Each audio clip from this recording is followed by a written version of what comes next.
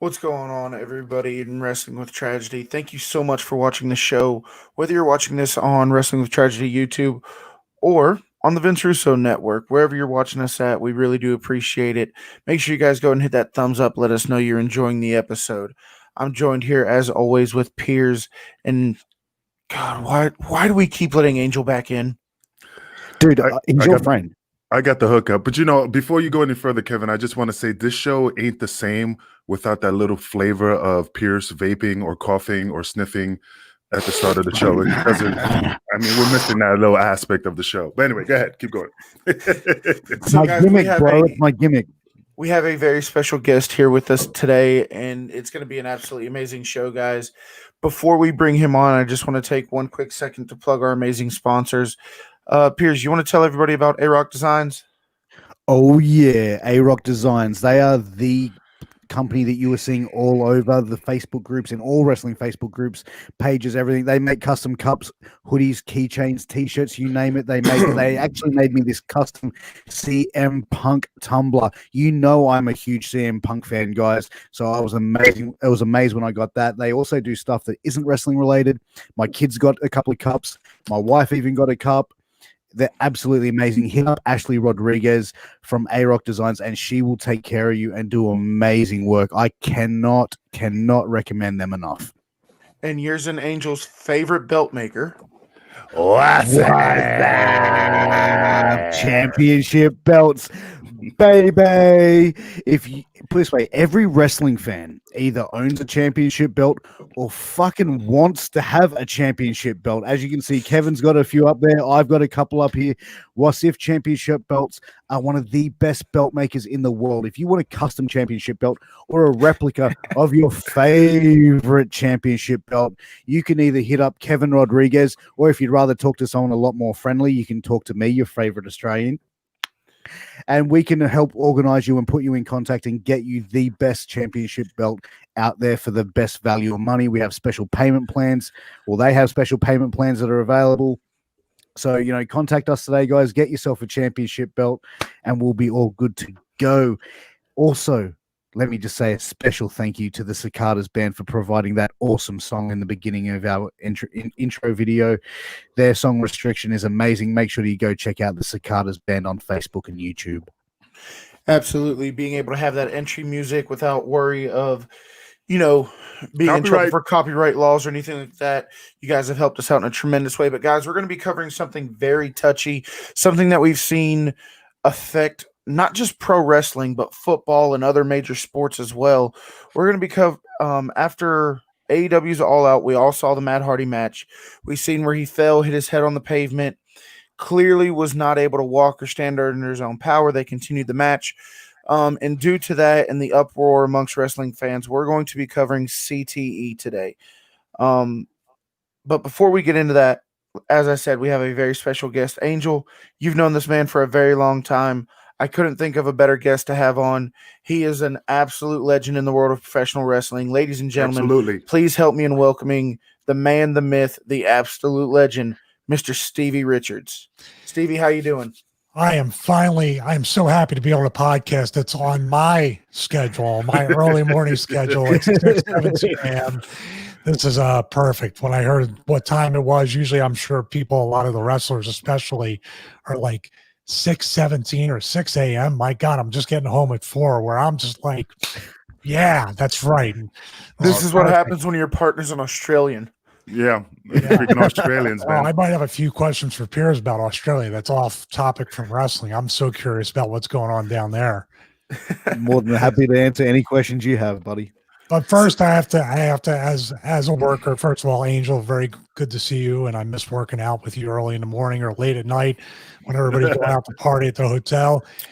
But Angel, we got to bust these two guys' balls right now, because how is it that the two guys that actually won championships don't have belts on their wall behind them? That's what I was saying, man. Who's this belt maker handing out belts to people that haven't won them? Stevie, I know a guy. I hear you, brother. With You that know? being said, I'd like to have my hardcore title and ECW tag belt. Please deliver it to Smyrna, Georgia. I'll give you my address after we're off the air. Did you say Savannah, Georgia? We're like No, 2 hours apart. Smyrna, Georgia. Oh, I thought you said Savannah. I was going to be like, Stevie, we're like 2 hours apart. I'll hand deliver it. But anyway, and I'm so glad. Your belt company? It's not my company. I just work with the maker. He makes them. I sell them for him. And he makes them. He sends them to me, and then I sell them from there. Yeah, he distributes them. So he got the kind of the hookup with the guy. He's, they could say they're kind of partners, Okay, kind of, sort of. All right, well. Yeah, pretty much. I was trying to joke around, but you guys just totally showed me out.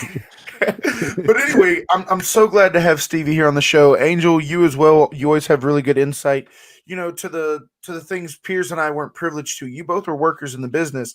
Piers and I are just fans. But in your guys' experience, just to put into perspective, how much has CTE been or not really how much, but how long has CTE been a factor in professional wrestling that you guys can remember? Oh man, I mean, Stevie, you go first. I'll let you. Oh, you go ahead. No, you go first. You're the veteran, over 30 years. I'm only 28.5 or so.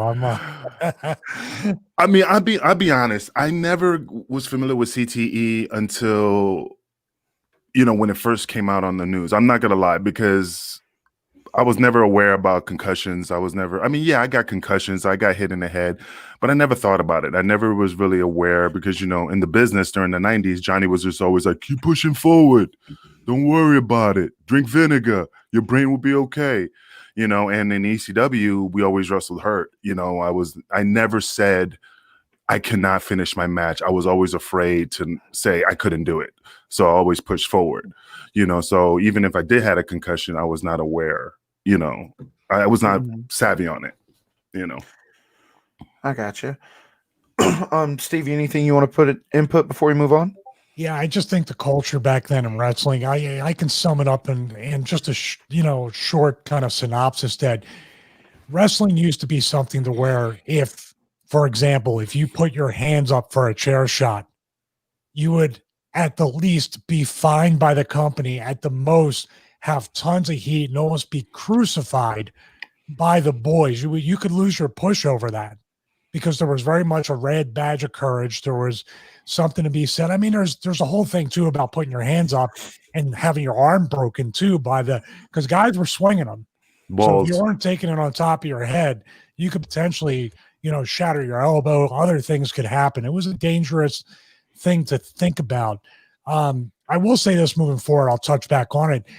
As it's become more and more apparent with medical science and the medical science has caught up to identify CTE since the Dr. Amalu was the forerunner and the pioneer in this in the NFL.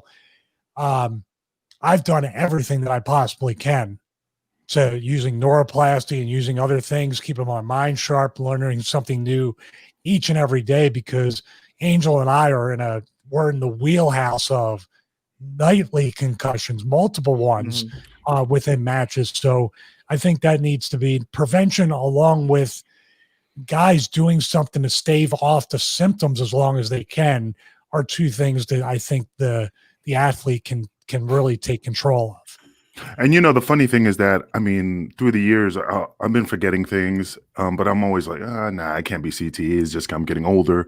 I mean, it's hard for me to study, to absorb, anything I read is hard for me to just comprehend. But again, I just keep saying, I'm just getting older and stuff. But it kind of scares me because I'm forgetting a lot of stuff. And, so I don't know, especially those matches with Balls. I mean, I used to get, like Stevie was saying, I remember Balls got mad at me because I did put up my hands, because I seen him break Steve Carino's head with the chair shot, broke PN News with the chair shot. And then I love Balls to death. But when you got in with Axel and Balls, using them as an example, they went from South Africa all the way to the Antarctica with that chair shot. And it just like bends right over your head. And Bubba, I used to see videos with Bubba, that chair just like bends, and Tanaka-san, the chair bends right over their head. So it's just crazy.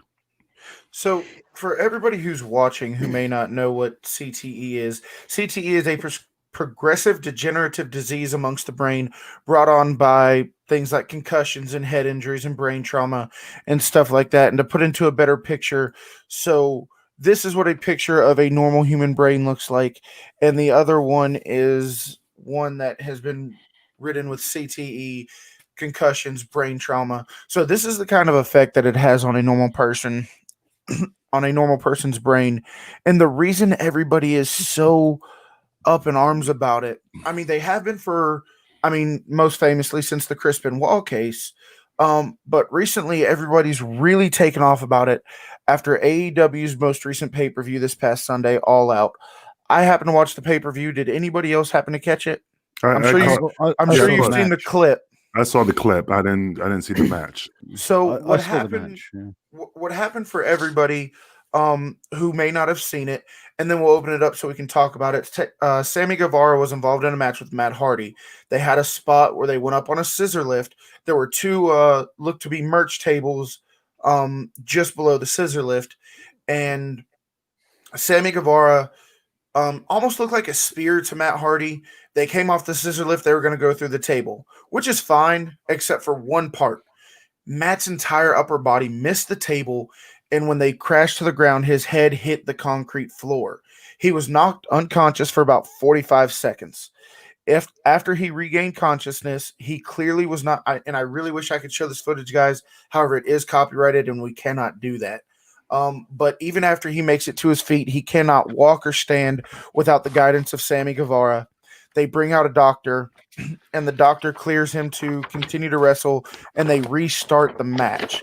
Now, I just want to go ahead and say that the Khan family, who owns AEW, also owns something called the Jacksonville Jaguars. It's a football team. In the NFL, concussion protocol is at least 10 minutes. Matt Hardy was quote unquote cleared in maybe a minute. Who was it that assessed him though, Kevin? Was it the referee or an actual doctor? It was an actual the referee Aubrey Edwards initially stopped the match, or she threw up the X and the match was stopped. And then their doctor came out and cleared him, and I knew the doctor's name. If you wouldn't have asked me, I'd have been able to tell you. I'll look it up really quick. But the doctor actually came out, and Matt Hardy said, "I'm good to go," because of course he's Matt Hardy. He doesn't know how to quit. He used to have this catchphrase saying Matt Hardy will never die. But in my opinion, and gentlemen, please correct me if I'm wrong, in that state, you are not fit to make your own decision. That is why you have a medical doctor. And the doctor said he was good to go and continued the match. And is the doctor named Britt Baker? Britt Breaker? Britt Baker. And no, she is a Britt Breaker. But you know what the thing is as well? You made a very good point, Kevin, is he's not in the right state of mind to make that decision. AEW and the medical staff have a duty of care for their performers and their staff to make that decision for them. He was out for 45 seconds. Look, correct me if I'm wrong, but I feel like if a referee is going to throw up the X to say shit's gone pear-shaped, we need to get medical treatment out there. That match, out the window. Well, it's done. It's done and dusted. That wrestler is not performing for the rest of the evening until he can be assessed. Yeah, properly. Because they're just to interject for a second. Supposedly there's some stupid fake wrestling stipulation that if Matt lost, he's out of AEW or something. Dude, excuse my language. Who gives a fuck at that point about, that the reality? This is why wrestling also, something real happened. You could have went with it and turned it into a storyline. If you really want to just stick to the nuts and bolts of business, we'll figure it out later. This match is stopped. This adds an element of danger, which is very real in wrestling.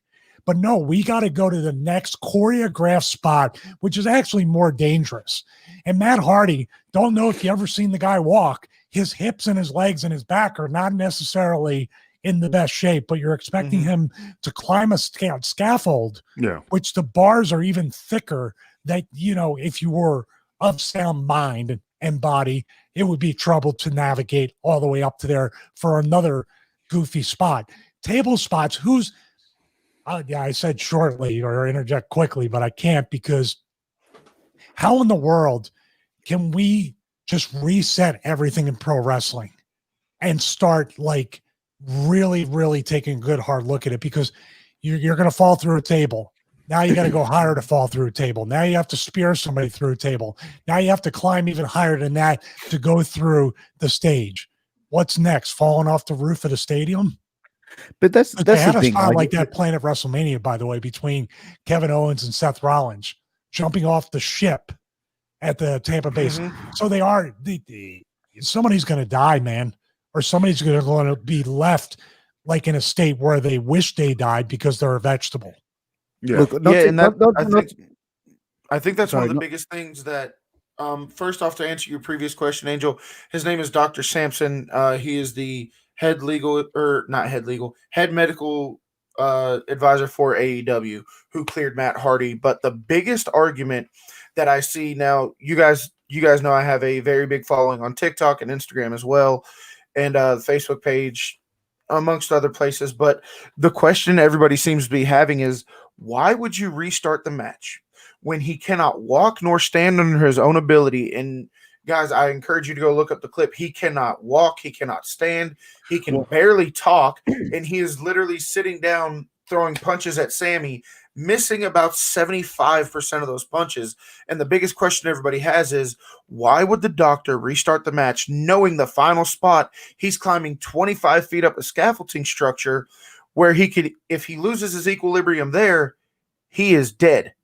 Well, and everybody says he's a worker and he needs to finish the match. Yeah. No, he is a father and he needs to feed his family. He needs to be able to teach his son how to drive a car. He needs to be able to teach his son how to throw a ball. All that is what he needs to do. Like Stevie said, you stop the daggum match regardless of the stupid situation. Now, like one of the things that I was saying is that, previously, you don't ask the boys if they're okay or they can continue, because we're going to say, yeah, we can keep pushing forward. That's one thing I always, even if I was hurt 100%, I was like, oh, yeah, I'm good. I can continue, because, again, it's ingrained in us. But also these doctors, I don't know how much power they have. They're probably just afraid because if they stop the match, they're going to get heat and lose their job from AEW, WWE, whatever company they're working for. I don't think they have the fuck out of here. If any company doesn't have that excuse, and I'm an AEW mark, you guys know this. I've enjoyed AEW since they started. But if any company cannot use that excuse, I would say it's AEW. They own the Jacksonville Jaguars, and the NFL has very strict protocol, and they also own a soccer team which also has very strict concussion protocol. You come out for at least one play, or you come out for a play in at least 10 minutes if you have and the reason they do that is if you have a concussion, it gives time for the symptoms to set in. I believe it's soccer where if you are suspected to have a concussion, they sit you in a completely quiet, soundproof room to bring on the symptoms of that concussion to make sure you don't actually have one. They don't have that excuse, in my opinion. If the doctor cancels it and they say, look, he's fucked up, they know the risks of concussions from owning these other teams. If it's, your pop-up mud show, whatever independent wrestling show that doesn't know any better, I can see that excuse happening. But this is AEW. They have many other sports teams. They are very familiar with concussions. They are familiar with what happens. And who's not familiar with the Chris Benoit story? This isn't just Matt Hardy. Like Stevie and Angel said at the beginning, this has been happening in pro wrestling for a very long time. I don't think they can use that excuse. But even that's the thing you need to look at. Pro wrestlers and pro athletes, they're built and bred to perform. They're built and bred to go out there and do their job, which is their chosen sport and their chosen profession. You look at UFC and boxing for a prime example. If a UFC fighter has a doctor come in to assess them, or even a boxing doctor, what is the one when the doctor asks every athlete, "Are you okay?" What does every fighter say? I'm good to go. They say okay. I'm good to go. And it's the same in pro wrestling. You take someone like Matt Hardy, who's been doing this for 20 plus years. He's a professional. He's been in the business for so long. He's gonna finish that match.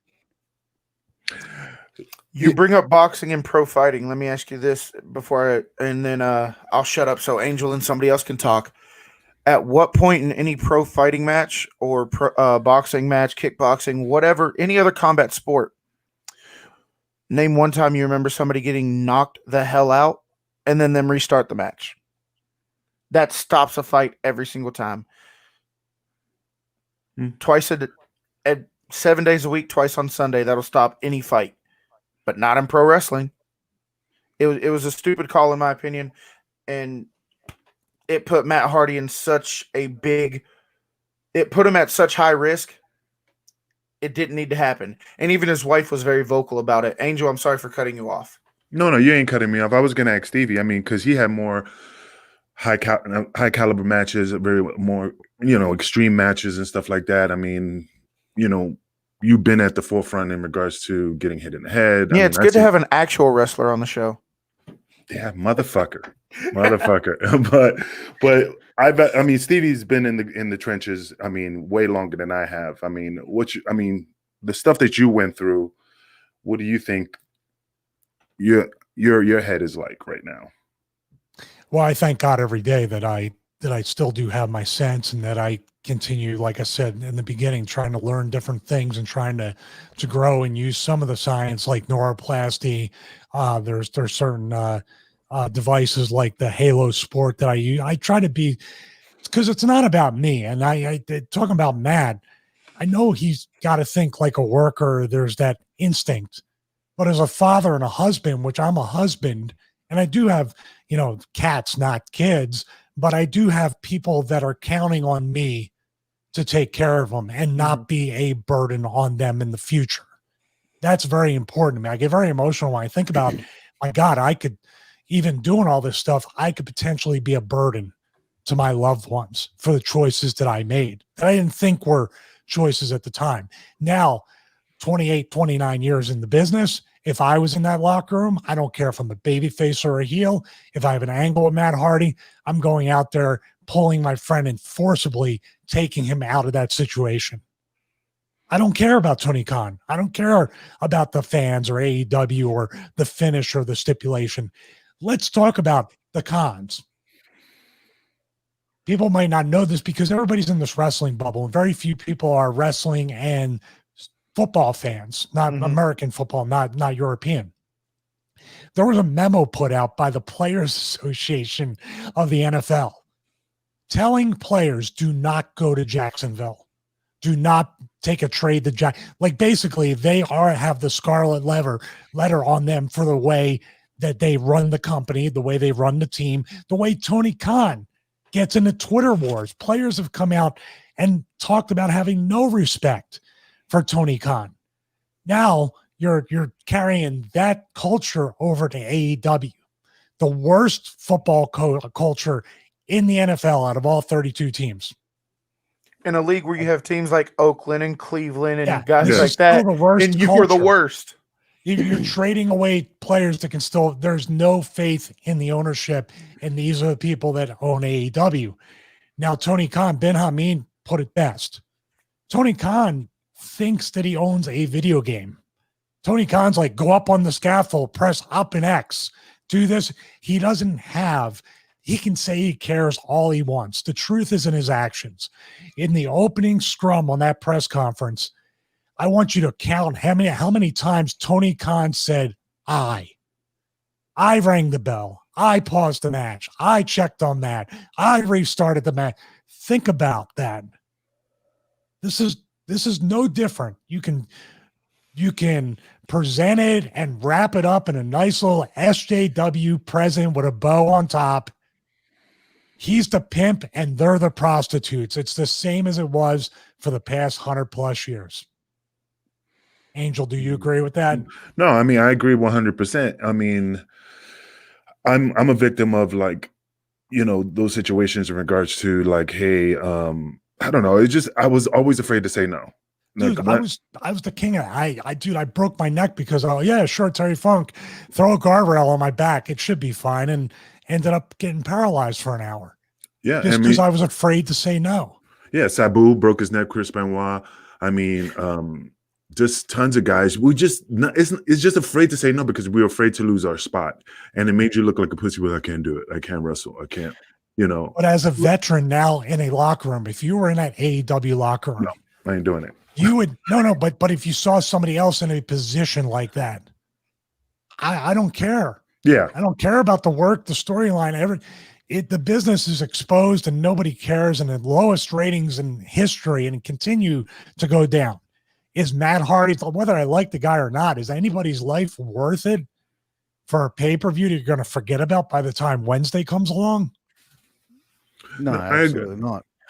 But let me ask you this. In 1998, when Mick Foley and The Undertaker had that Hell in a Cell match where Foley came off the cell once, then through the cell a little bit later, that match in itself, again, should have been stopped. You know, agreed it's 1998 comparing it to 2020, but you've just seen, you know, obviously, you know, one of your employees, one of your contracted talent take two hellacious bumps. That match, again, like, I don't know Mick Foley on a personal level. I don't know what his quality of life is these days, but you know, you look at the injuries, you look at the injuries and the concussions he's had. Back then, that sort of match, like, no way in the world that sort of match would happen today on a WWE pay-per-view. Oh yeah, Mick Foley's. His whole body's. Yeah, Mick Foley's just. I mean, I love the guy to death. I mean, but he's broken. I mean, I've seen videos of people showing X-rays of his spine, how it's compressed, and you know, vertebrae is all jacked up, and yeah, I mean, he's beyond fucked up. You know. So I just want to go to two things. Up, but you can see he was never in great shape to begin with. He never took care of himself. He never ate the food, and he hasn't done that. I'm just saying he might not be 100%, but like I said before, the boys or the girls in the business still do have an opportunity to try to control and stave off some of those things. You know, obviously, I think when Mick with falling off the cage, that was supposed to be the finish, and they kind of called an audible and kept going. If he had just gotten thrown off the cage and that was the end of it, I don't think any fans will be complaining that the match was too short. But he took a calculated risk, and that actually, I think that made him. So it's tough to say back then. Yeah. Today, sure. I would never continue that. I think it definitely cemented his legacy as one of the most iconic performers of all time. But looking at it from a human level, though, it's like. Yeah. I'm just gonna say that you could say that now, like he's a legend and stuff like that. But when 10 years from now, when he's eating oatmeal and he's drinking yogurt out of a cup, you can go up and say, "Hey, you're a legend" and stuff. And he probably doesn't even remember the match. I'm just saying, it's just that. I mean, the guy.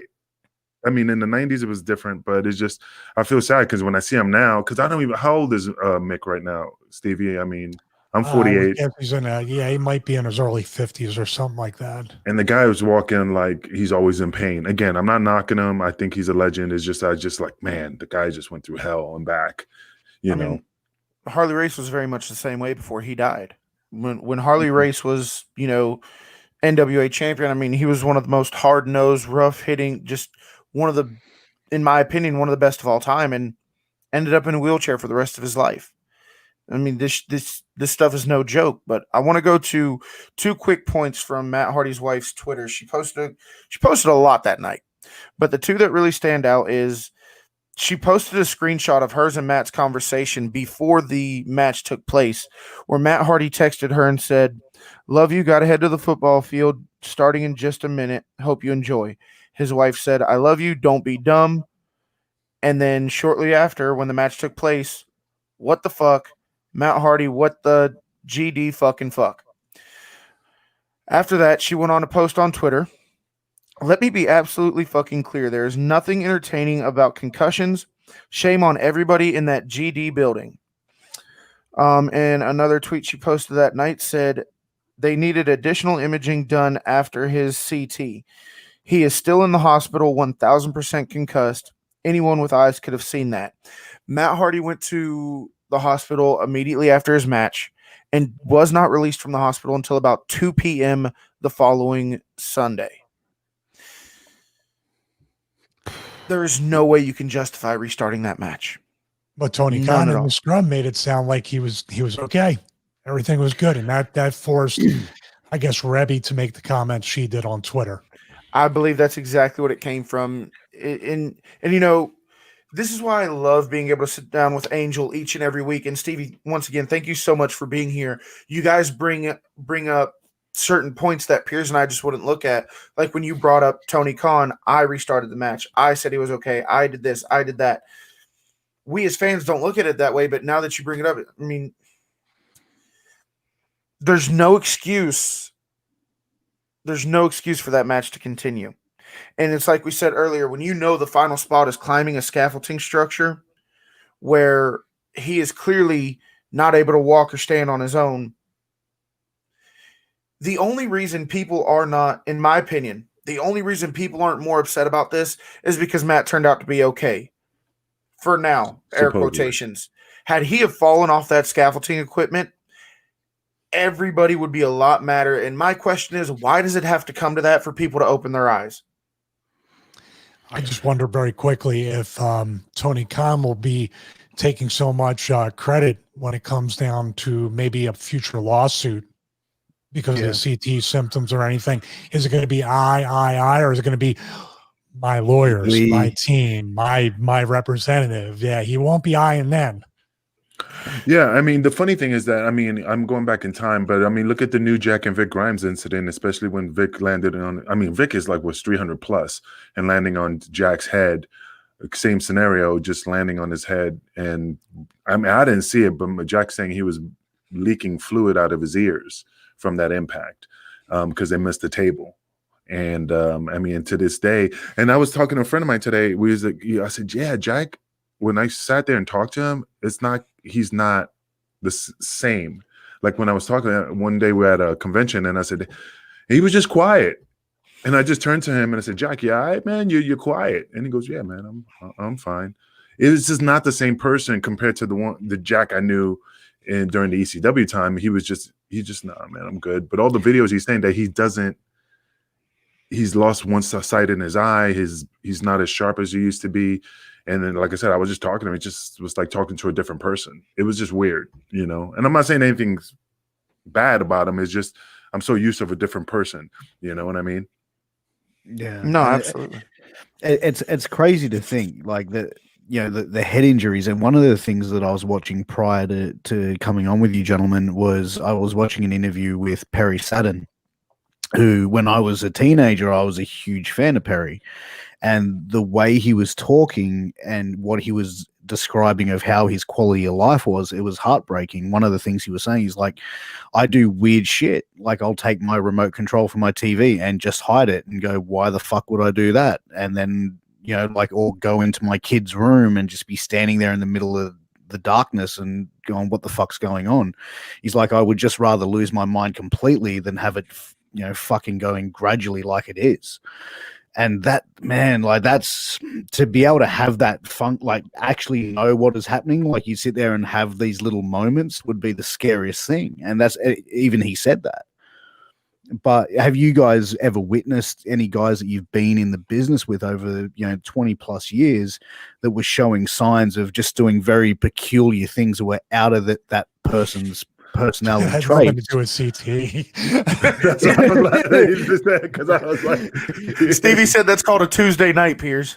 yeah, I just laughed. We both laughed because we're like, that's kind of hard because, you know, yeah. I don't want to hear the story about the guy in the wheelchair pinned against the mattress. Not again, Angel. again. That was enough. No, but that's what I'm saying. It's hard because, you know, like using Balls Mahoney, you know, I mean, he was far out there and he was always been that way. So I couldn't even tell if he had CTE or not, you know. But no, I can't recall any besides Jack, the Jack situation, but I can't really. I don't know. I mean, Snuka. I mean, Snuka was not, you know, a little bit different, but I don't know if that was from concussions or through just the years of just being mellow. But anyway, Stevie, do you recall anybody? Well, the thing is, it's hard to gauge too, because when you're at those conventions or even shows and stuff, it's usually drug induced behavior where they're weird or falling asleep or not quite with it, right, Angel? Like, I've seen more guys that you can tell they're taking pills or they're drunk. They got the Gatorade bottle with the vodka in it, and that could be actually the numb the pain, that's the only clarity they ever have. It could be the opposite effect, that when they don't do that, they're all over the place. I mean, we all have these, you know, semi-senior moments and stuff. I think wrestlers and athletes should be like more hypersensitive to it. Like I always write down notes. I do what's called a brain dump, which is like getting things done method. I've been trying to do these things to kind of like head it off at the past before I start worrying and obsessing over that. Okay, I'm just going to change my habits. I know I'm not going to remember an hour from now because everybody gets so scatterbrained. So when I wake up in the morning, I'm like, okay, that's what I got to do. Even if I got to get the same milk and eggs that I always get when I go to Walmart, I'm going to write it down. Hey, give me 1 second. One of the things So I was reading already. What's this I stuff know. about? One of the things I was actually reading about, there was a young independent wrestler that passed away in 2010 by the name of JC Bailey. Now, his father was a promoter.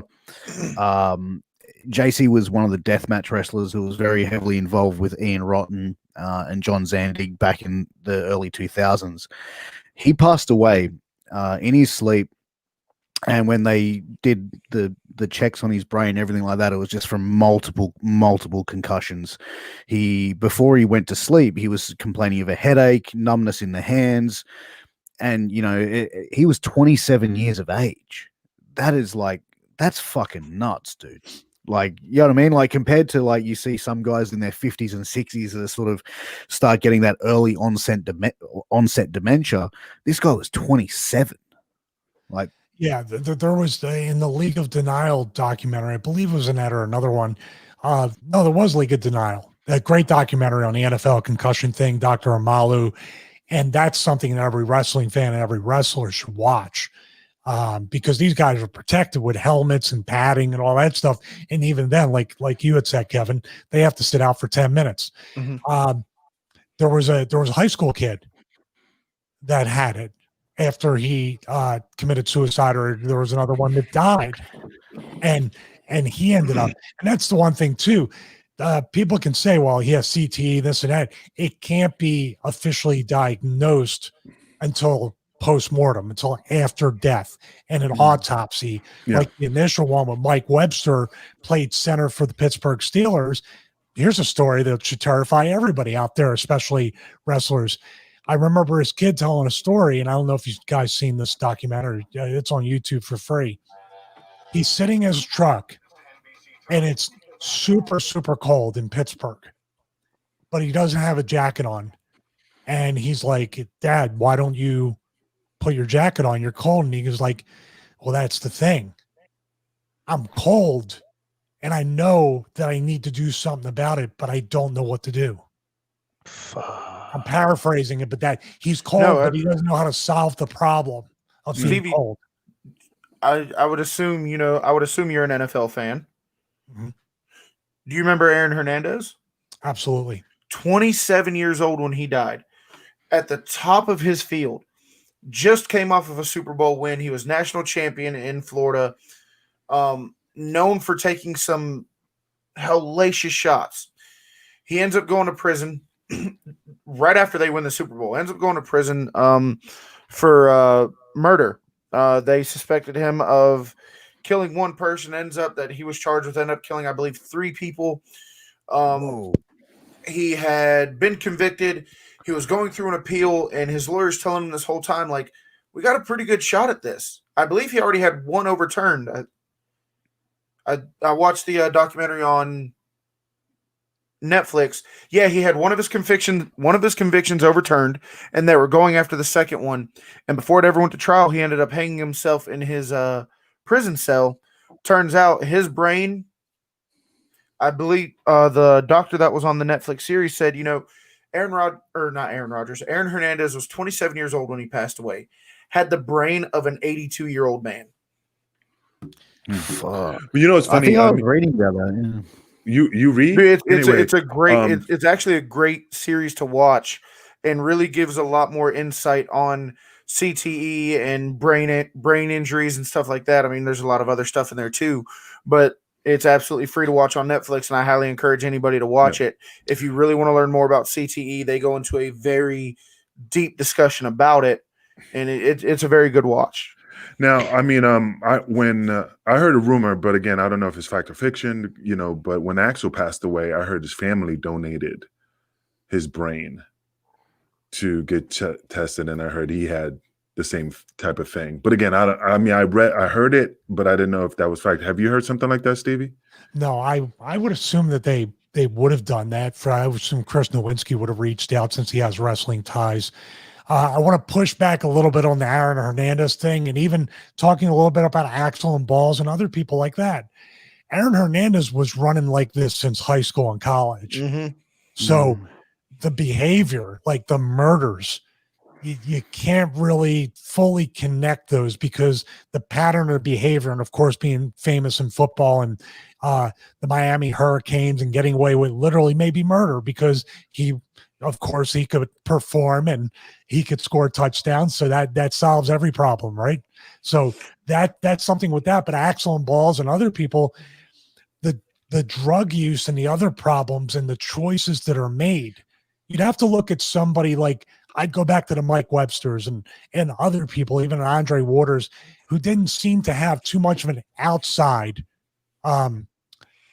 repeated behavioral issue, like with drugs and getting arrested and violence and gang stuff or anything like that. Without as many contributing factors. Exactly. That's how the NFL and WWE and even AEW after this point, if it comes back up, can get away with it. Because number one, you can't diagnose it until they die. Number two, you can say steroids, you can say drugs. Oh, he stayed up late, he didn't get enough rest. Mick Foley didn't take care of his body. They have all these little outs because they could be contributing factors to their current physical and mental and emotional state. Do you agree with that, Piers? Yeah, I definitely can. I mean, it also comes into, the performer or the athlete's mental health as well. If they've got a history of, if they've got bipolar disorder or depression or, schizophrenia or something like that, that could be also contributing factors. And they're using the concussion as a way to get it through the WWE. But looking at, one of the guys that you guys may know, Rock and Rebel, back in 2018, he, murder suicide, and that was part of one of the things I was reading about was, concussions, but, then look at, what he was also putting into his body over the years as well. That could also be contributing factors. I think Chuck had a history, though. This exact thing happened in a hostage situation years before with the same girl. So Stephanie, I think her name was. Do you remember that, Angel? It was many years before that. There was a situation with the police, a domestic situation where it almost was like a hostage type situation that mirrored this kind of stuff. Vito and Noel were kind of trying to get her away from that situation, from what I understand. That's crazy, man. Yeah, I only met Rock and Rebel a couple times. I was never really, I never knew him. I mean, because when I got to ECW, he was gone. I mean, I think he came to the locker room a couple times, but I never really knew the guy. But that's the thing, man. Like, it's so many different factors that come into play when it comes to the CTE. And it's like, you look at it, you think it's only guys that took excessive chair shots or anything like that. But, falling and taking a back bump on the mat, you land the wrong way, you hit your head, you could concuss yourself on that canvas. Hitting your head onto the turnbuckle by making a slip and having an accident happen. Again, you can knock yourself out. Exactly. Like, there's different ways that I think wrestling fans overall need to understand that it's not just getting hit in the head with a steel chair, which is going to give you a concussion. Getting hit with a steel chair isn't going to help you any, but there's other factors that can happen. It's the continual of, taking bumps every single day, which, Kevin, you've made the comment before, but that being in a wrestling match is like being in a minor car accident. When you're doing it every day. Depends on who you're facing, if it's going to be minor or not. True. But, True. One question that I have is, we've seen, from the time where you guys were in the locker room, Stevie and Angel, to today and everything in between, pro wrestling has made its fair share of strides, with medical science and understanding mental health and understanding concussion protocol. Does this incident and incidents like this set pro wrestling back? You go first, Angel. That's very difficult for me to. I don't know. It's very difficult for me because I'm always thinking back then. I'm always like, well, back then was different. Back then, and I'm not in the locker room now to see how far science or things that they're doing differently compared to how it was back then. Like I said, we didn't have the doctors in ECW. We didn't have the doctors in Puerto Rico But they have them now. They have them now. So that's a plus. But again, how much power does the doctor have, to say, like in the UFC, it's over, it's done, it's a wrap.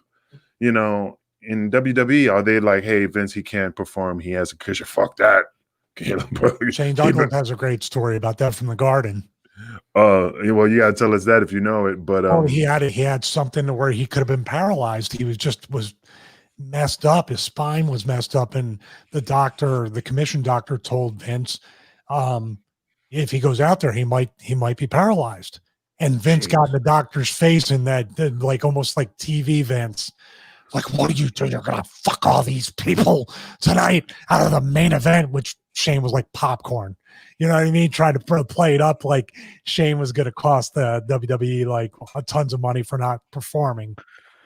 It's just your playground bully grade school intimidation. And see, that's what I mean. That how do we know how much power does that doctor have? If he goes up to Vince or Triple H or anybody in the locker room saying, hey, Angel can't perform, Stevie can't perform, CM Punk can't perform, what the fuck? You give him some somas or give him some shit so he can walk out that curtain to do the match. I mean, I'm just saying, I just don't think the doctor doesn't want to, it's all about money. And I just don't think that, it's almost like workman's comp. They work for the company and not for the people. But you made it. Wrestlers have to look at. Go ahead, Pierce. I'm sorry. No, go. Sorry. I was going to say, I think wrestlers have to look at the state of the business honestly, and just say all around it just sucks, and it sucks even worse because there's no fans. There's no adrenaline or anything.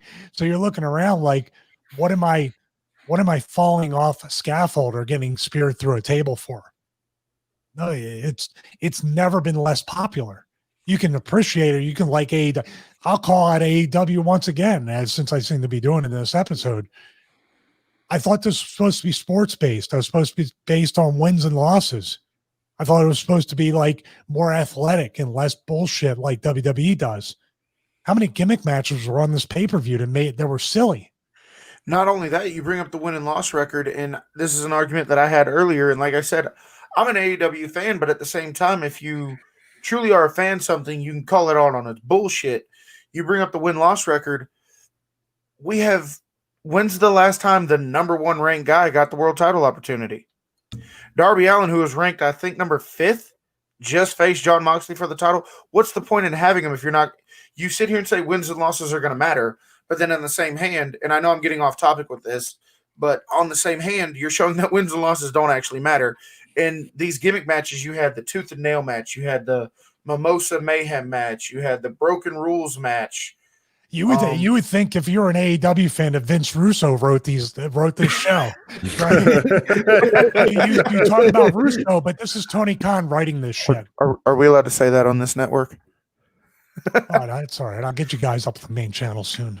But no, you're absolutely right. I mean, it was gimmick after gimmick after gimmick. The Casino Battle Royal was another one, so that's 4 just right off the top of my head.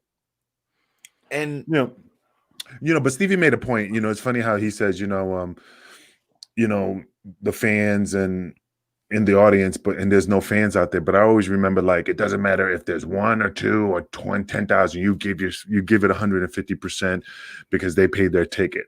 And and I went out there. I mean, there was matches I was like, look through the curtain, there's nobody there, and we had to give it like it was a pay-per-view. And during those times where the COVID was hitting and there was nobody in the audience. They were doing these crazy spots because, again, they probably were afraid, like, man, if I don't do it, I'm not going to get pushed. They're going to hold it against me once this COVID thing subsides, so you got to go out there because you're afraid to say no. That's Well, it. it even comes back. Remember, what was it? Fandango. He was set to win the WWE Championship. He was getting headaches. He was, concussion symptoms. He turned around and pulled Jericho aside and said, "Hey, man, this is what I'm going through." Jericho told him, "Shut the fuck up. Win the title. Win the then title go and then go."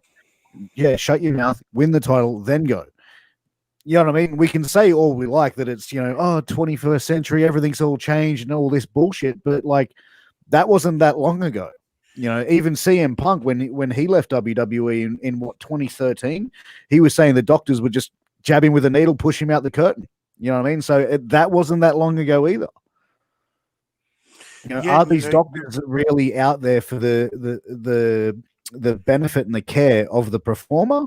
Or they're just collecting a paycheck from Big Daddy Vince or Big Daddy Khan? Here's the money, and do what we tell you to give them. And just from a fan's perspective, the Fandango incident is a very good example. And like Stevie said at the beginning of the show, it could potentially kill your push. We saw Fandango debut at WrestleMania against Chris Jericho. Through Chris Jericho's words on his podcast, Talk is Jericho, Fandango was set to win the world title. Said he was having some head issues, said he was getting headaches, forgetting some stuff, thought he may have had a concussion, and Jericho told him, "Shut your mouth, win the title, and then go see a doctor." Fandango said, "No, I'm going to go see a doctor first." Since then, never seen a championship until, last week he won the NXT Tag Team Championship. But that just goes to show, you have this guy who's being primed for the world title spot. It's been 6-7 years, if not longer, and he finally wins a tag team title. Yeah, I mean I agree with you. I mean, that's just something like you could see the writing on the wall that once he said no and he didn't do it, it kind of affected his career, and see how it is. I mean, again, going back to the Vic Grimes and New Jack situation, I was supposed to go off that scaffold, but when I looked up and I saw that it was unsafe, and DeVito was right next to me, I said, "Fuck that, I ain't doing that." Because I asked him, I said, "You need to put some plywood there. If I'm going to take a suplex off that top, I need to make sure that I'm 100% safe." Mm-hmm. And then they came back to me and said, "Hey, we couldn't go to Staples. That's a furniture store, Pierce. I don't know if you have one out there, but it's a furniture store with the tables." No, I'm sorry, they didn't go to see. Look, that CTE is. I was about to say, when has Staples been a furniture store? Yeah, isn't that like a office supplies? Office supplies. That's what I meant. There's furniture there. You were right still. Yeah, but anyway, they were supposed to go to Home Stevie. Depot and get wood, and the thing was they didn't have time to go get the wood to put on top of the scaffold. They said they couldn't do it. I had to make do what I had. So I told DeVito, I was like, "Fuck this, I ain't doing it." So Vic Grimes comes in. I'm not knocking Vic. Vic was just crazy. I'll do it. And I said, "Well, motherfucker, your fat ass can do it because I ain't do it." And that's how that's how that ended up, because I refused to do it. It didn't affect my push because it was between us four, and Paul didn't care who was going off the scaffold as long as somebody went off that scaffold to do the spot. So, but that's the thing. If sorry to interrupt, Kevin, I just want to ask a question off that. But let's say Paul Heyman, for example, in ECW, back when this spot was going to happen at this show, if each member of the Baldies went, "Fuck that, we ain't doing that," what would have then what would he done with the Baldies then? All right, I'm gonna squash these fuckers. No, we would have ended up in Spokane, Washington, doing carnival shows, and after that, I mean, basically, yeah, we would have been. Yeah, my gut feeling, we would have been shitted on. We would have been phased out. I mean, a lot of guys got phased out. I'm just going off my gut feeling that the Baldies would have been. That's it. It's over. So, mean, Stevie, do you think? I mean, am I going too far to the left, or he would have milked it for everything he could as far as breaking you guys up, and whoever refused the most would have been buried the most and kept around while being starved the most. It wouldn't have been a Band-Aid. It would have been like a torture session over the course of a year where you'd want to quit. He would have waterboarded. He wouldn't fire you. He'd keep you around. That's savage. That's fucked. Well, that's what you're dealing with. But guess what? I give all the credit in the world to Fandango, and somebody who also people have said had potential to do a lot more in the wrestling business.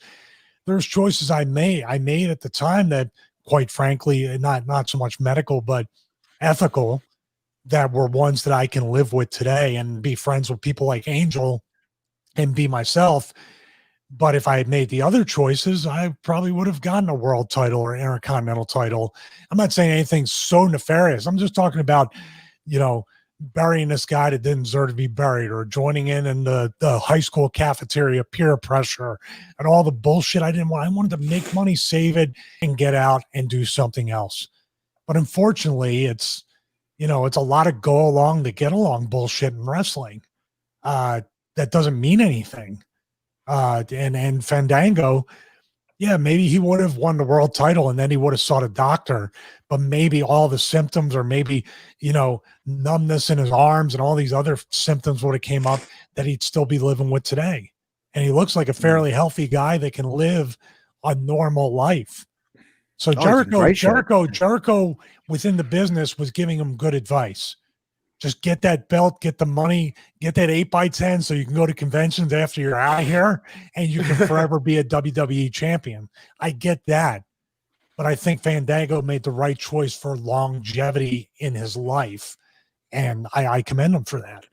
So let me ask you this. We're coming up on that 1 hour mark. I want to be respectful of everybody's time, but I got all day, dude. Don't worry. I'm not going to work on him.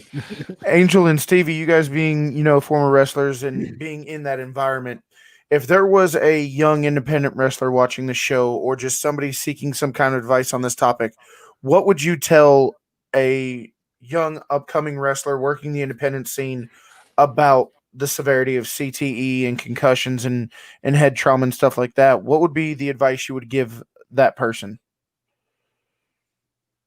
You go first, Steve. Well, I CT or not, no matter what the situation, get an education, get your college degree, or at least learn a trade or something that makes wrestling something that you can choose to do. And more importantly, choose when to leave. Walk out on your own terms. It's a dream of every athlete and entertainer to walk away on your own terms. So enjoy it, but don't be dependent on it. Yeah. I mean, invest everything you can and do your best. Don't half-ass it like it's a hobby unless that's what you want it to be. You can make this as much as you want, but also know in the back of your mind that when you're put in that corner and told to fall off a scaffold, or told you're going to get speared through a table, that if I say no, I can go and do this tomorrow. That's a very knowing. And you know what happens is, the promoters always pay the money to the people that don't care. They always pay the money to the people that act like they don't need it. They always push the people the most that don't care about it. It's a whores like queens and queens like whores complex. Everybody wants to pursue the pretty girl that doesn't care. But if you act desperate, guess what happens? Nobody wants you. That would be the best advice. Be in control of your own destiny. And it's funny. I was laughing when Stevie mentioned that, because nothing bad. It's just when I first got into the business, Devin Storm, known as Crowbar, we were sitting at one of the high school shows. Again, I was the wrestler Spanish Angel. He was Devin Storm. And he said to me what Stevie said, because he was going to school to be a physical therapist or a chiropractor. And he said, Angel, get your education, because this business, you're only good in this business for so long and you need something to fall back on.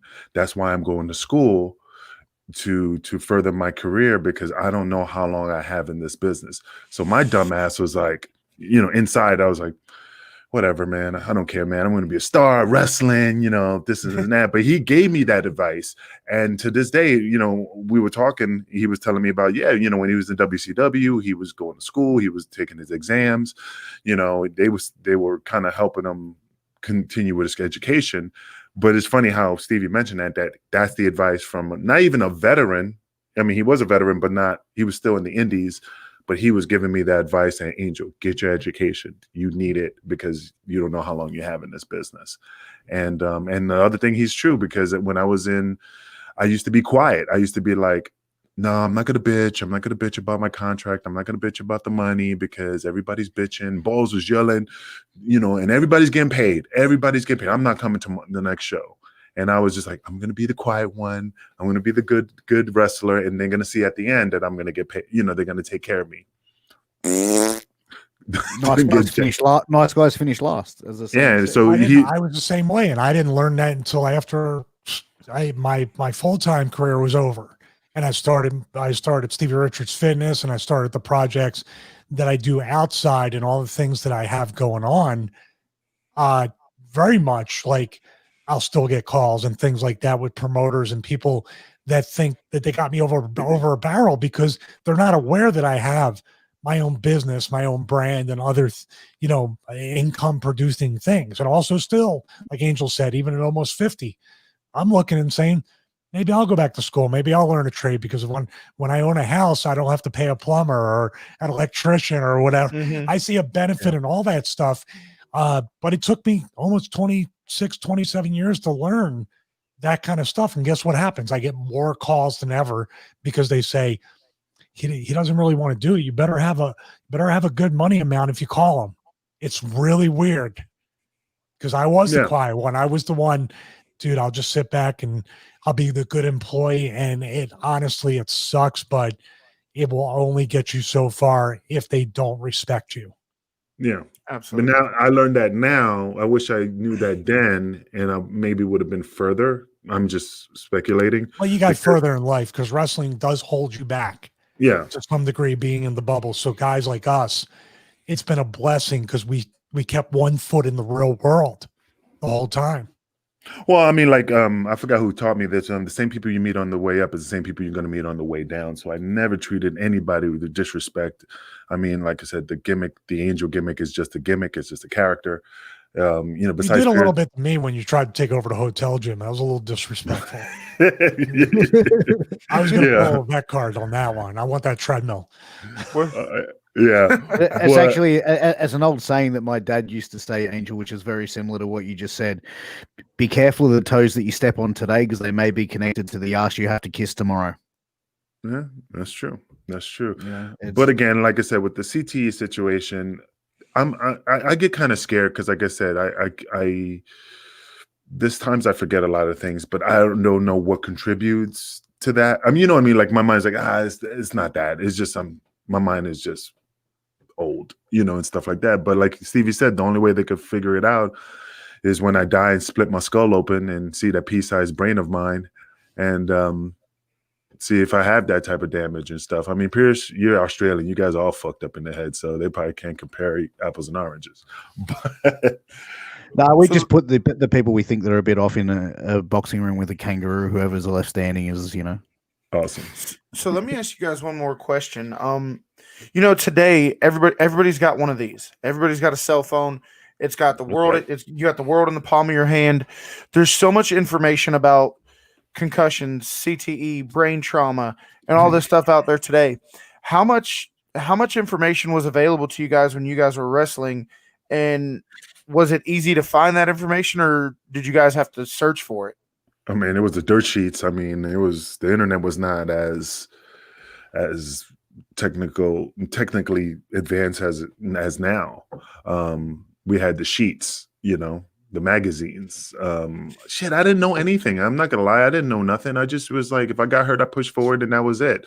Put vinegar on it, put tape on it, and just that's it. I never looked any further than right in front of me. I mean, I'm not gonna lie. I did not look for any type of as long as I didn't break my arm or broke my legs, I was good to go. I got choke slammed outside of the ring by Sid Vicious on top of my head through a table, had a hematoma this big. And Devon was like, "Hey, you okay?" And dumbass me, "I'm okay." Angel, you sure this is me you're talking to? I'm all right. Angel, this is me, Devon, your friend from Gleason's. This is not Dudley. Are you okay? I'm fine, Devon. All right, don't tell me anything later if you fucking pass out. And then I was throwing up in the bathroom. So again, did I have a concussion? Probably so, but I didn't want to fess up to it. Same thing here. There wasn't, we're old enough to wrestle before there was an internet, before there was an iPhone or any smartphones of any sort, when you had to go to a library to actually write your term paper. This is the age that Angel and I grew up in. Was ignorance bliss? Maybe a little bit. Sometimes it's called paralysis by analysis.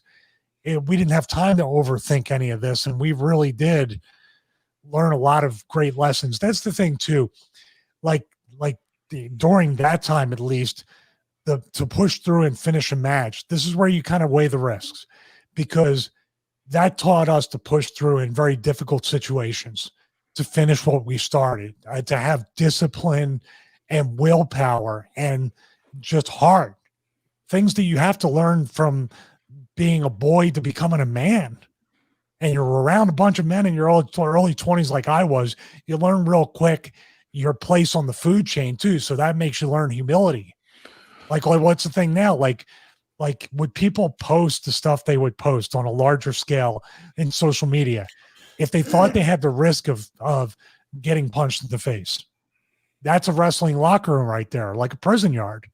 You're looking around going, okay, I'm really nothing. And so these are, you know what I mean? We talk about the things that we didn't know and maybe we wish we knew, but also the lessons we learned on a larger scale for our entire existence made us the men we are today. So I wouldn't change a thing in the time that Angel and I came up in the business, because right now it's not something I would want to be in. Yeah, because my phone was the Sony. It was a black phone, and all I did was play Snake on it. You know, that was my Sony phone. Ericsson, the Sony Ericsson. Yeah, Sony Ericsson. But I think it comes down to you charge those phones one time a week. I have to charge this thing 3 times a day. Dude, I'm telling you, I might go back to a Nokia 3550 just to get away from getting tracked and all that bullshit. That's another one for an episode. But I think it comes down to this day and age as well. Like we mentioned technology, and we have like an encyclopedia at our fingertips at any particular day. You know, in the 90s and times like that, it was a completely different world altogether. And I think that, you know, I can, looking back when I have a combat sports background and a football background, where it's like, you know, I can remember being a teenager going, I think I'm sore. It's all right. Keep going. He means rugby. Don't let him lie to you. It's not real football. He means rugby. Yeah, we don't play that pussy shit with all the padding. But you know, I can remember as a teenager just being told by coaches, "Nah, man, you're good. Walk it off, run it off. You're good. Keep going, keep going, keep going." Like I got concussed once, and I was like, couldn't even see where the fuck I was looking at, and I was like, "It's all right, man. Just put water on your face. Keep going." And that was just what I was told to do at 15 years old. But you know, it's funny. But now it's like. Sorry. Oh, no, it was for you, Pierce. It's funny because I never, you know, I don't know anything about rugby. Of course, I've seen it many times. But compared to like a football, like, oh, this concussion about football. I mean, then the concussion syndromes must be ridiculous in rugby, because half the players with no helmets is just probably, you know, I mean, I don't know. It's just, how is it out there with that? Well, Kevin mentioned that they have the 10-minute timeout now, which is where they get assessed, and it's the same here. However, with football, with rugby union or rugby league that we have here in Australia, if it's junior football, so under 18s, if you have a head injury and you come off with a suspected concussion, or you've had a collision with your head with someone's knee or whatever it may be, you are done. You are not coming back on that football field. And that's only been something in the last 10 years they've really implemented. On a professional level, they do it very on a professional level. They do the same thing, very similar to what they do in the States. They take them off into a quiet area and they give them a proper assessment. And even then they do, I think it's called a collision test or a cognitive test or something on those lines. And they test them, and they have to make sure that athlete passes that test completely. If they fail one aspect of that test, you ain't going back on the field, boy. But back then it was totally different, of course. Go back on the field and just put dirt on it and push forward. Oh, back then it's like you come off. It's like, you know, there's been footballers that would play with broken jaws and you know, broken arms and stuff like that. And now it's, you know, here in Australia, the sports are, you know, the athlete safety is very paramount. You know, it would be if someone even had a suspected broken bone at all, it's like off to the hospital. Just interesting. And I think, you know, pro wrestling, you know, my belief was in this day and age of pro wrestling that it was that same mentality. We look back, you know, a couple of years ago with Daniel Bryan, you know, the match being stopped, you know, whether that was a work or a shoot, that was a fine line. As a fan watching that, was like, because he was saying, "No, I'm fucking fine," and he was even saying, "Remember, when you tore your quads, Hunter, you continued the match." You know what I mean? Like, so, you know, whether they went there, that fine line, but Daniel Bryan, who's an old school guy, he wanted to go and continue that match, and WWE wouldn't allow him to do it. Whether that was a work or a shoot, I don't know. I'm not privy to that information. Maybe you guys can tell me. It's hard to say. I mean, we look at this thing too. I think pro wrestling, this is the problem too, that pro wrestling always gets snickers and laughs, and we're kind of second and third grade entertainers and athletes. We really don't get, because we're fictional characters for the most part, we don't get the same reality-based consideration as other sports. Does that make sense? Yeah. Like, they're just wrestlers. Like, dude, when I was in WWE, everybody has an WWE, expectation for it. Everybody has an expectation for it to always be fake. It's hard for them to believe that any of this is real danger. Which discounts your sympathy and empathy for them as human beings. Mm-hmm. And then you think at the same breath, they're making millions. Screw them. They lost all their money. People are never going to understand. And that's fine, because it's up to each and every one of us. As, by the way, we are independent contractors, so Vince, don't take away third parties from them. You ain't going to do it to me. But, as independent contractors, it really is our responsibility and accountability to take it upon ourselves for our own health, invest in our health, invest in our protection and prevention, and also anything we do to try to recover from those things. Your body is the way you make your money. That's why I never understood wrestlers, especially, doing so many things to destroy their body. I'm not even talking about the punishment. I'm talking about the outside activity. I would go back to the room as much as possible, play my one game of Madden, go to bed, wake up early in the morning, hit the gym, and do whatever I can. And I was, a lot of times, the culture back then, I was like, I wouldn't say hazed for it, but I was looked down upon for not doing things to mess my body up outside of the ring. Yeah. That's what changed about wrestling today, which is good, but it still has the old carny pimp prostitute model where you have to kill yourself for the promoter to hope they still fuck you over on the money. Just to let me hope they only fuck me a little bit on my money. And at least give me the reach around.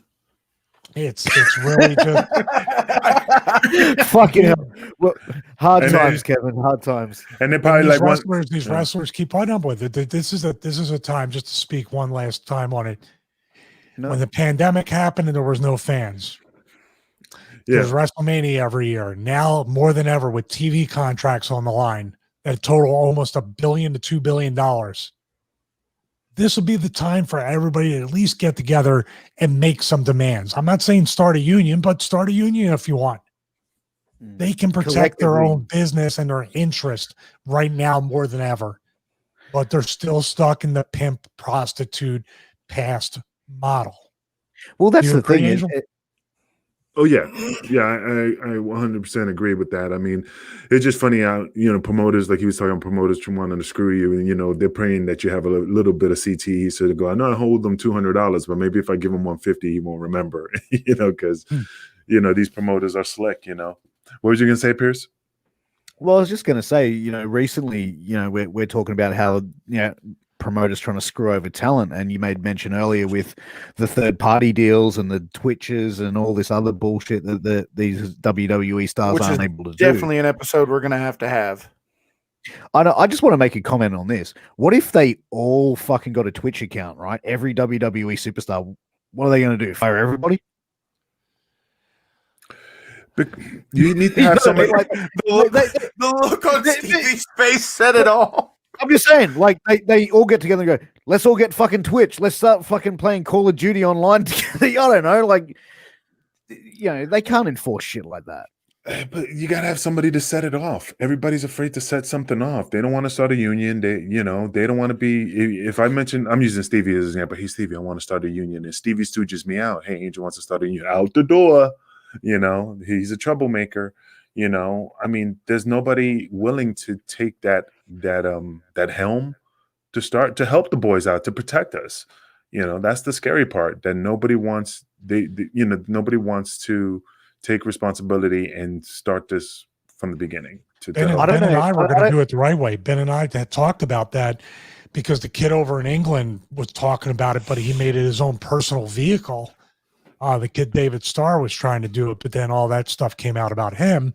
Ben and I were going to talk about doing it, and maybe even getting Russo's help. The thing is, though, there's always the promoter always set it up, much like when Jesse Ventura wanted to start a union. Yeah, Hogan got in better with Vince by stooging Ventura off, and I'm sure he took care of him financially with that. There's always going to be somebody that the promoter takes care of, if not 2 to 3, 4 people that are always going to turn around and go, well, if this happens, I'm losing money. And if I do this, I'm even more in favor with the promoter. Yeah. It's just the way it is. Yeah, we're supposedly independent contractors, but we have to wait 90 days to go get another job, all this crazy shit. But anyway. Yeah. But that's the thing. In Australia, a union, it gives you a little bit of power, but I suppose the sports union is completely different. Like, for example, my background is in risk management and security. I've had to sit down with the security union many times when I've had to sort of discipline people and whatever, and they walk in as a support person for them. They can't say a fucking word in that meeting. This is I present the facts, say this is what's happening, this is what's going on, this is what the expectation is of you as someone who works underneath me for this organization. Bang. And if they turn around and start piping up, I can say, hey, you shut the fuck up. You're here to support him, not here to contribute. How does it work over in the United States with that, though? Basically the same thing. The union is there to represent the people. I mean, the union is strong if you have a strong union. And I mean, if you get in trouble, I mean, that's why, like in federal government, when like using the postal, where I work at, the union is strong, meaning it's hard to get fired. I mean, there's guys pissing off porches and stuff like that, and they didn't get fired because the union represents them. And in that contract is like really tight, so. Yeah, union is very important because it protects the people's interest. I mean, yeah, you got some shitty unions, but I'm just saying from my experience, the unions I dealt with from law enforcement to working at the spirit company, they're pretty strong. The thing is, though, it's the wrestling is your police unions, your NFLPA, other unions over with real performance jobs. You can turn around and have your union rep come in or your arbitrator or whatever and get your money and do whatever. But Vince will do everything creatively to make you look like a fool. He will eat the money to make your life miserable. Now, that's the part of wrestling where how does the union come in on that creatively? Yeah. That's the point. And I don't want to go off topic here, but it's just that, like, I remember a long time ago when the WWE network came on and they were like, and the, ECW, and I'm like, I'm not getting no royalties. And this is when everybody was tripping about not getting any type of royalties besides TV. But anyway, but Tommy told me this, Dreamer. He said, Angel, Vince will keep you in court for as long as he can, so you can waste all your money, so you can get that little bit that you want at the end. He will make you waste all your resources until you're broke, so you can get your, let's say, $2,000 royalty check. And I'm like, God damn. It's a matter of principle then for him. It's not like he's got an entire floor at Titan Towers dedicated to a legal department with Jerry McDevitt and everybody else. He has them on retainer. He hires them and pays them salaries. So they're working anyway. This is what I want you to do for the next however long. But anyway. Yeah, so I'll tell you a quick story before we go, and it's a little off topic, but this is the way it is, and it works out in my favor because I knew that time would eventually repair the damage to what the story. And I'll tell you, when I was renegotiating my deal, which was basically like, here's your deal, take it. But when I was renegotiating my deal right before, this is the funny part about pro wrestling. You took the time to print out the 60-page document with the death clause and everything else in there, and you released me like maybe 2 months later. So that's the weird part about wrestling, how they don't spend their time well. But when I renegotiated my deal, I said to Johnny Ace, he was like, well, hey, Steve, is there anything you want? I don't do a good impression right now, but he said, is there anything you want? And I knew that, like, Money didn't matter. My time was limited. But if I could manage to somehow let them agree to let me keep my name, even though I had it since 91, if I could get that in writing in an addendum, because my name, they've jobbed me out for years. So maybe they'll just, here you go. I was right, because I said, I'd really love to own Stevie Richards. I'd love to own my name just in case down the line, if I do anything else. I didn't say wrestle. If I start my own business, brand, or whatever. And he didn't mean anything by it, but just think this is the way wrestling is. And this is where, if you take it too personally, it can destroy you. He laughed and he goes, of course you can have your name. He goes, we'll keep Steven because of the right to censor. You can have Stevie. I mean, your name's not worth anything now anyway. So yeah, of course you can have it. Oh, what a fucking backhanded. I didn't care, because guess what? I was getting my name. I was getting to keep my name. And I knew history or time or something. TNA was in existence. So I could there was things to do. I just needed that name. Insult me all you want, make me feel like a piece of shit. If that addendum is on the end of that contract with my name, that's all I care about. And I suppose you worked as Stevie Richards for a hell of a lot longer than it doesn't matter. You just said that that's what I'm saying. That you own. Yeah. But I'm saying you would rather I can own my name Stevie. all I want, but Jerry McDevitt in the second floor of Titan Towers could fight me on it and bankrupt me. That's the point. I just needed that in writing. Mm. So that little bit I needed, and I knew I'm not going to dig. I knew I had time and history, hopefully, on my side, because there wouldn't be a Stevie Richards Fitness. There wouldn't be a Stevie Richards anywhere since then. I wouldn't be able to even podcast under my wrestling name. So that pivotal moment where I just ate shit for 30 seconds, it was worth it. Paid off at the end. But that's where the boys, that's the way people talk to you. And there's a difference too, like, not to just go off on a tangent. I was listening to Pat McAfee. When you have to put your agent hat on and negotiate money, you really have to take yourself personally out of it, because they'll do whatever they can to make you feel this big, and you're trying to make yourself feel this big. If, like Angel said, if I knew this 20 years ago, my life would have been a lot less stressful. Yeah. But I heard WWE really didn't like dealing with managers and agents. Like, they prefer to just deal with the talent. Well, that should be your first clue right there. Well, that's the thing. Yeah, exactly. Let's not deal with the guys that do this every day. Let's just deal with the guys that are performers for us. But to me, that thing, when I found that out, I thought, that's some fucking sketchy shit. That's some good shit. That's sketchy shit. So all in all, let's wrap it back up and say, the next time that a promoter tells you to get speared through a table from 15 feet up and then fall through a scaffold, think about it. Is it worth it to get CTE when you know the promoter never, no matter how nice he puts it, no matter how much he says he cares, he doesn't care about you.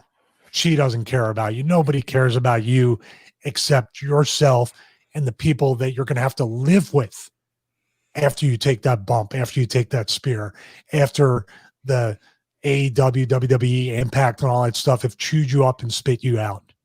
Think about that. Absolutely not. Well, honestly, I couldn't think of a better place to end the show. I do want to take a quick second to thank Stevie Richards for being here with us. It's been an honor and a privilege to have you sit down and talk to us. I want to thank the Vince Russo Network for allowing us to bring our podcast onto his platform. Quick shout out to our amazing sponsors, being A-Rock Designs. If you guys want to get your hands on any custom merchandise, like all those cool wrestling cups you see floating around like the one Pierce has, or anything not wrestling related, make sure you hit up A-Rock Designs on Facebook. And if you have trouble finding it, always reach out to one of us and we can point you in the right direction.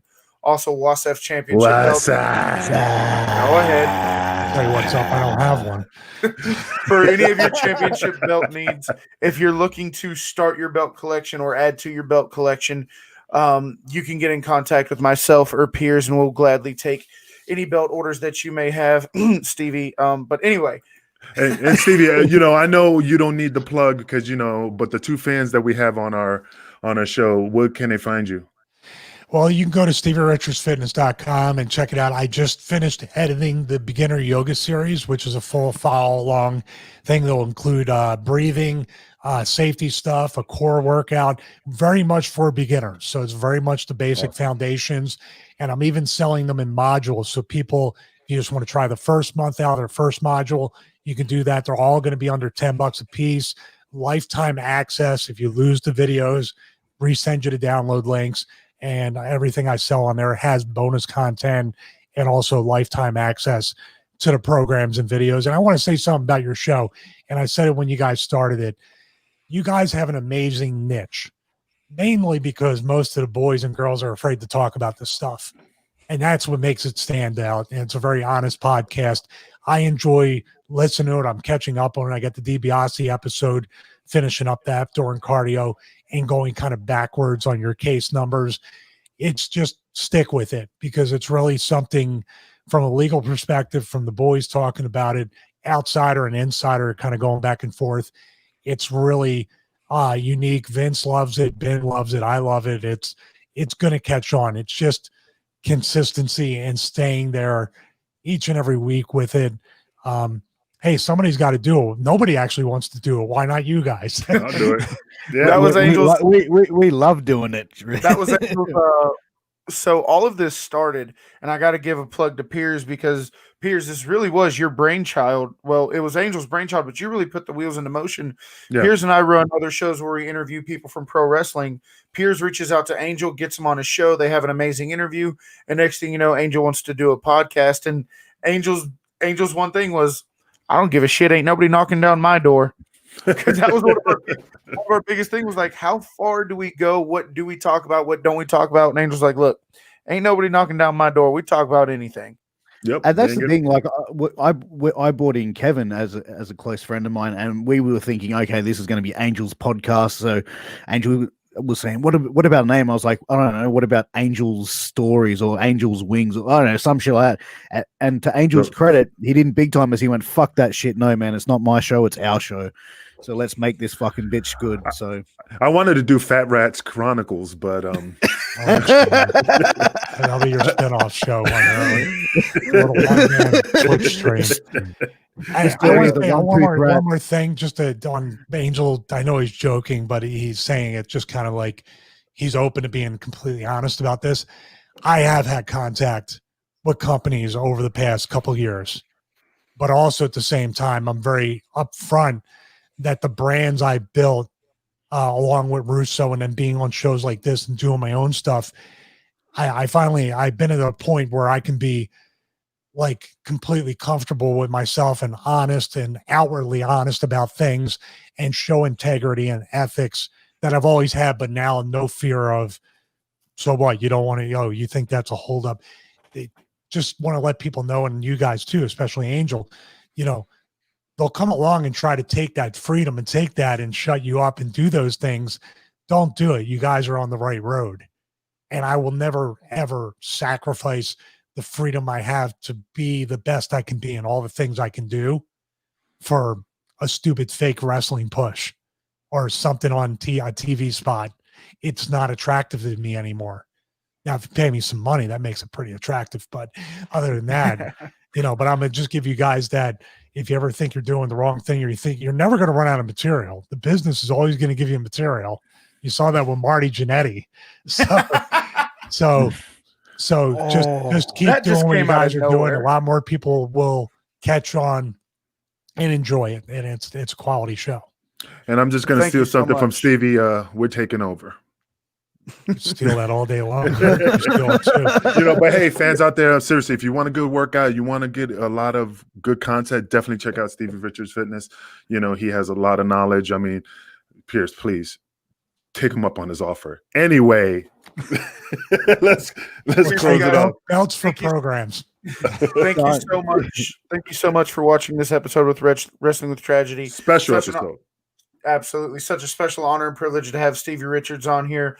We'll have Ben Hameen coming up on one of the future episodes, and you're really going to want to sit down and listen to his take on the certain topic that we covered. I don't want to give anything away, but it's definitely going to be one you guys want to watch. So from everybody from Wrestling with Tragedy, from the Vince Russo Network, from Stevie Richards, from everybody. Thank you so much for watching, and we'll see you guys next week with another amazing episode. Thanks, guys. Say hi to your mum for me.